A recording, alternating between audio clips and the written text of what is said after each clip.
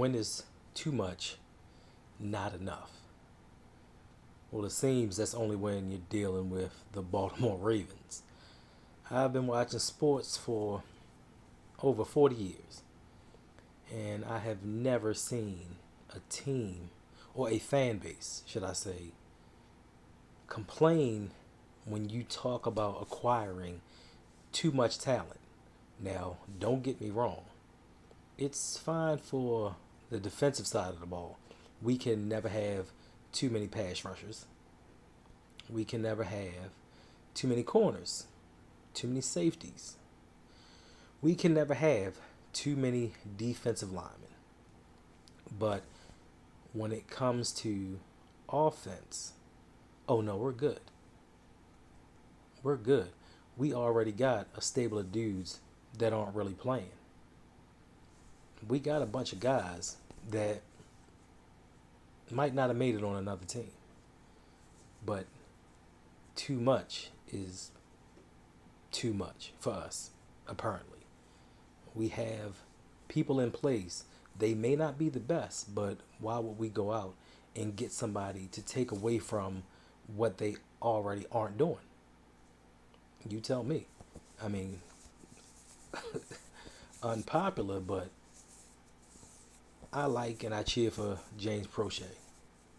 But let's not get it twisted. There are players out there that could contribute a lot more than he could. And people keep saying he just needs an opportunity, he just needs a chance. And that might very well be true. But there are some options out there that are better than him. I mean, there's some options out there that are better than the two starters that we have. But Ravens fans are conditioned to say, you know what? We have enough. We've done just fine with what we have going on. And it's getting old because what we have apparently isn't enough because we're not winning. We're not winning in the postseason. We don't have an identity. So this mentality of, oh, we don't need this person, or we don't need that person, it's getting real old. Like, come on, people. I know we have this underdog mentality. I know we love going into games being the underdog, and that's because we are conditioned that way. We are conditioned to be the underdog because we have no expectations just in case we lose. We don't go out here and get the best anybody at any position. Yeah, we signed Marcus Williams to a nice hefty contract, but he wasn't the best free safety available. Morgan Moses wasn't the best offensive tackle available. Michael Pierce wasn't the best defensive tackle available. So we sign these mid majors, so to speak, and we're supposed to be happy with that because we can say, look, we're trying, we're giving it that good old effort, but that's not it. Like, we're conditioned to take less. We're conditioned to look for less because when you start bringing in those high price transitional exceptional talents, now you have to have that expectation of winning. And when you have that expectation of winning, that puts you in another mind frame. And that gets you to a point where you can be let down and you can be disappointed because it happened. We have 2019 as the example.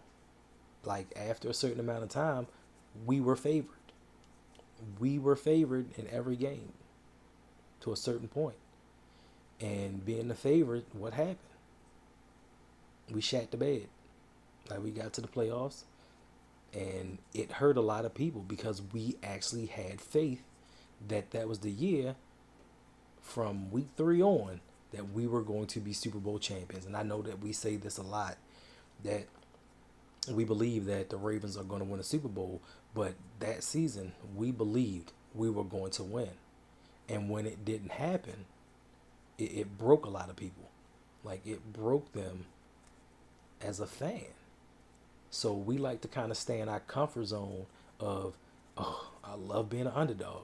I love it when we're the underdog. Of course you do, because when we lose, we were supposed to lose. We were picked to lose. So of course you want to be the underdog. Nobody loves it when we're the favorite because, like I said, it comes with expectation. And that is one thing our fan base does not like having: expectation of anything. That's why we get happy with mid-major signings. We don't go out there and say, hey, this player may cost a little bit more, but guess what? He's going to help us win.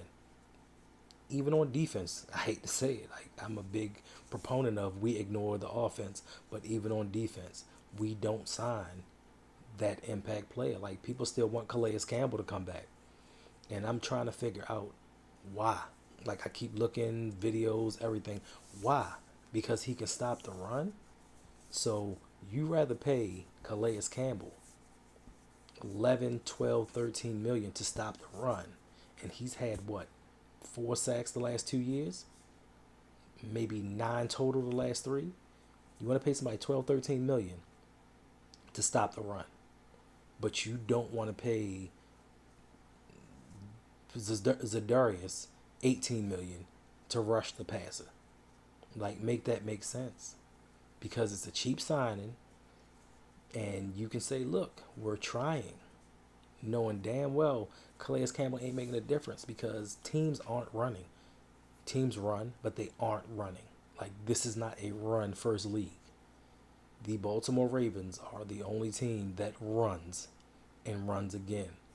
So, of course, if teams are passing, it's going to look like you're stopping the run. But are you really? If I can't stop the pass and they keep passing, how am I being rewarded as a great run defender? Not to say that he didn't do his job and he wasn't well at it. Brandon Williams, another story. But we're gonna pay $12 million, $11 million for a dude to stop the run in his mid to late 30s? No, because there were other guys we could have gotten.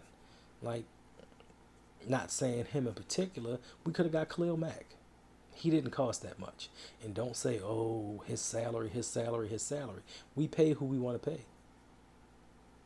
We shell out when we want to shell out for a particular person. I mean, what did they just come out with and said? They guaranteed Bobby Wagner $18 million for 2 seasons? You couldn't have did that with somebody else? You couldn't have found somebody top tier and guaranteed them some high money to come help this team? Like, I'm not getting it. But we'll give Pat McCarry $7 million as a backup that nobody else really wanted. So, only with this fan base can you have too much of a good thing. I've never heard that before. I've never heard that in sports. We good. We good at this position. Are we really? Because, I mean, if I pull up the numbers right now and start comparing receiving rooms or receiving cores, are we really good? Like, let's say Hollywood gets 1,100 yards. And let's say Bateman lives up to everybody's potential, gets 9 to 1,300 yards. What do we have after that? I mean, Mark Andrews, he's going to get his. Not going to stop that. But aside from that, what would it hurt to have a fourth option? What would it hurt to have another dude out there that the defense has to pay attention to? And I don't mean just some regular dude that you throwing out there as your third receiver. I mean a show enough dude that can get open and make catches. What is it going to hurt? Why, Ravens fans?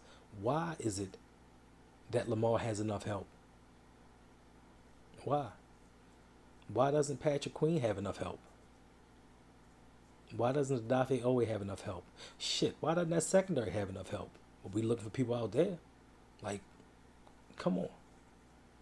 It's always predominantly when it comes to the offense that we got enough or we got too much. I mean, just look at it from both sides. I mean, we don't. What would it hurt? And I'm not saying that we need to bring in DK Metcalf, but somebody of that quality. Why? What would it hurt? Oh, well, we might have to pay him next year. Shit, you got to pay a lot of people next year. So what? Make it work. Salary cap goes up. You pay a person a lot of money to manage the cap. Have him do his job. Oh, we wasted a pick on picking up somebody or renting them for a year. And if it helps us win a Super Bowl, what does it hurt? Didn't we give up a third round pick for Ngakoue and then let him walk the offseason? You'll do it for defense, but you won't do it for offense. You trade a third rounder for a dude that does not fit our scheme. He didn't fit the scheme, but you went out and got him anyway to try it out. But you won't trade a third rounder for Stephon Diggs. You won't trade a third rounder to get DeAndre Hopkins. And you can't tell me there's no way. Nobody on earth can make me believe they couldn't make this team better. You can't tell me that I got a chance to get Stephon Diggs instead of playing Devin Duvernay or Miles Boykin as my third receiver. That's not going to make a difference, and it's not worth it. I just don't get it. All right. I mean, that's just my rant for tonight. Until the next video, deuces.